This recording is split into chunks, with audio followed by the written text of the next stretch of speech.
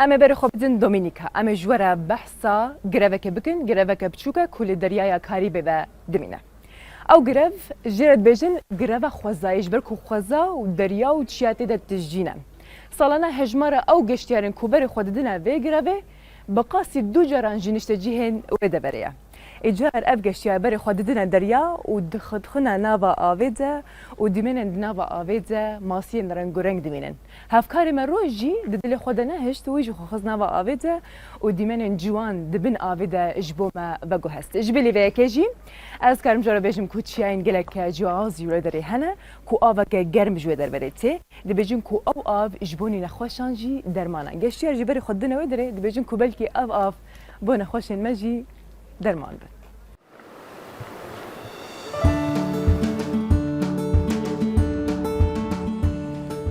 دوورگەیەکی بچووکی دەریای کاریبیە بە دوورگەی سروشتی کاریبی ناسراوە.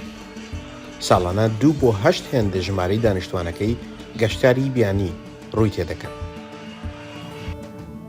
نزیکەی 20,000 گەشتیار بۆ بینینی ژێردەریاکانی دۆمەنیکا ڕوو لە دوورگەکە دەکەن. کۆمەڵە گەشتیاری بیانی هاتوون ژێردەریاکانی دۆمەنیکا و ڕۆک و ماسی ڕەنگا و ڕەنگەکانی ژێردەریاکە ببینن. منیش لەگەڵیان تا قوڵای 6 پێدەچمە خوارەوە و دەمەوێت ئەو ژینگەیە ببینم کە ساڵانە نزیکەی 22 میلیۆن دلار داهات بۆ دوورگەکە کۆ دەکاتەوە.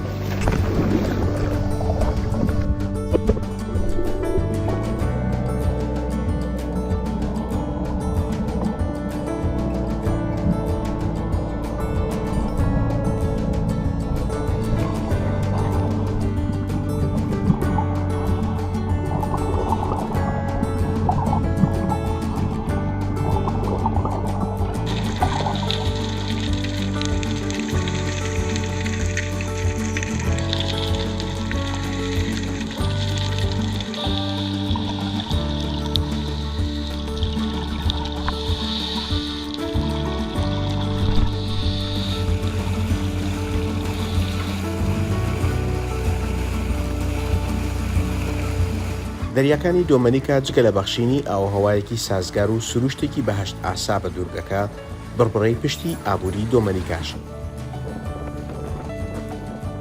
کاپتن ماندێلا گۆردن ڕۆژانە چەند کاژێرێک لە دەریادا دەگوزارێنێت و هەندێک ڕۆژ خۆی و هاوکارەکەی و منداڵە بچووکەکەی زیاتر لە 1,000 پاوەند ماسی ڕاو دەکەن.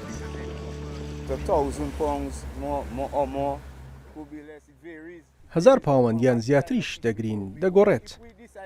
دەکەوێتە سەر جۆری ئەو ماسیەی بۆی دەچین. ئەگەر بڕیار بدەین بچین بۆ ڕاوی مارلین و تۆنا ئەو ماسیانە لە هەمان شوێن مەلە دەکەن. دەتوانین ماسی جیاواز ڕاو بکەین. بەڵام یەک جۆر هەڵدەبژێرین و زۆر جاریش ئەو جۆرە مارلین و تونا دەبن لەم کاتانەدا بە پێی وەرزەکان دەگۆڕێن. هەندێک جار ئەگەر پلان دانین دەچین بۆ ڕاوی ماسی سوور. ڕاوی ماسی سوور پرۆسەیەکی جیاوازی هەیە. ڕاوی ماسی سوور وەکو ڕاوی مالینی شین و تونا نییە.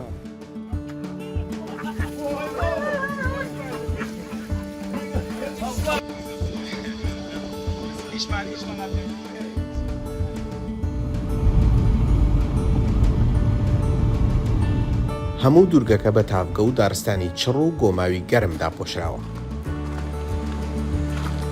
سەردانی یەکێک لە تاڤگە بەناوبانگەکانی دوورگەکە دەکەم. بە دوانە تاڤگەی پاپا و ماما ناسراوە.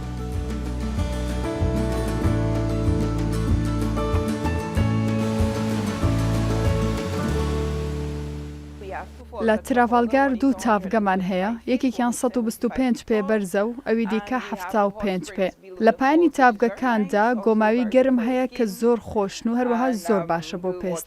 ئەوەکە فرێشت دەکاتەوە. تەماشای سروشتی ناوچەکە دەکەیت و ئەژەڵی جیاوازی ناوچەکە دەبینی.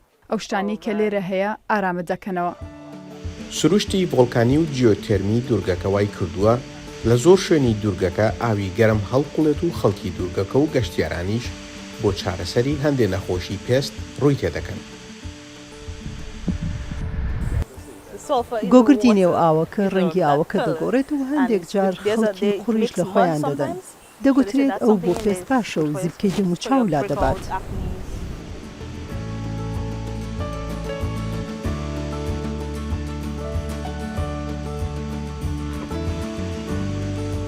لە سەتا 20 داهاتی دۆمەنیکە کەرتی گەشت و گوزار دابینی دەکات.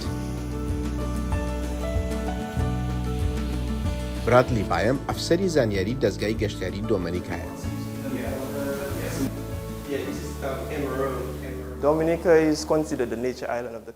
دۆمەنیکا بە دوورگەی سروشتی ناوچەی کاریبی ناسراوە. وڵاتێکی تایبەتی ناوچەکەیە و لە هەموو دوورگەکانی دیکەی کاریبی جیاوازە. دوورگەکانی دیکەی کاریبی تیشکی خۆری زۆری لێە. لە دۆمەنیکا سروشتی جوان و دارستانی باراناوی و دەریاچەی کوڵاوی لێە. دووەم گەورەترین دەریاچەی کوڵاو لە جیهاندا لێرەیە. دۆمەنیکا جێگەی ژێر دەریاوانیە، جێگەی گەڕانە بە نێو دارستاندا. دۆمەنیکا شوێنێکی زۆر جیاوازە.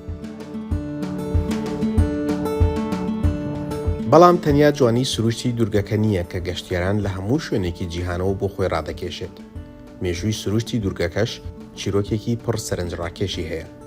ئەو ڕێگایانەی ئێستا لە نێو دارستانەکان گەشتیاران پیاسەی تێدا دەکەن لە کاتی کۆیلایەتیدا لەلایەن ئەو کەسانەوە دروستکراون کە لە ئەفریقاوە بۆ ئەم بەشەی جیهان هێنراون بە مەبەستی بە کۆیلەکردنیان. دوای هەڵاتنیان لە کەشتی و پاپۆڕەکان لەم دوورگەیە و لە دارستانە چڕەکانیدا خۆیان حەشاردەوە و ڕێچکەی شوێنی هەڵاتنیان تا ئێستاش ماوەتەوە. بەڵام دەستی ئەوانەی کە بازرگانیان بە مرۆڤەوە کردووە لەو سەردەمەدا بە هەندێکیان هەرگەیشتووە. کۆلۆنیالیستە ئەوروپیەکان ئەم سەکۆیەیان بۆ مەزادکردنی مرۆڤ بەکارهێناوە و لێرەوە چەندین جار مرۆڤیان بەرامبەر بە بڕێک پارە کڕین و فرۆشتن پێوە کردووە. ئێستا سەکۆکە و گۆڕەپانەکە مارکێتێکی گەشتیاری و تەنیشتیشی مۆزەخانەیەکە بۆ ڕاگرتنی بیرۆوەریەکانی قوربانیانی ئەو سەردەمە. ڕۆژعەلیزاڵە ڕووداو، دۆمەنیکا.